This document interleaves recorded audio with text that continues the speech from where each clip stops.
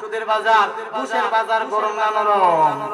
সুদের বাজার অফিস আদালতে বাইরে ঘুষ বিনা চলে না কাজ, ঘুষ পাইলে সব চারেরা বলেন শুধু ভাইয়াল কাম। ঘুষ না দিলে আদালতে বাইরে, ঘুষ না দিলে আদালতে মিলে না গরিবের টাই ঠিক না। সত্য কথা বলে যাই, মন দিয়ে শুনেন সবাই, এই সমাজের আদালতে গরিব দুঃখীর বিচার নাই। এই সমাজের আদালতে গরিব দুঃখীর বিচার নাই। বিচার আসেনি, ভালো একটা বিচার হবে। আনতে গেলে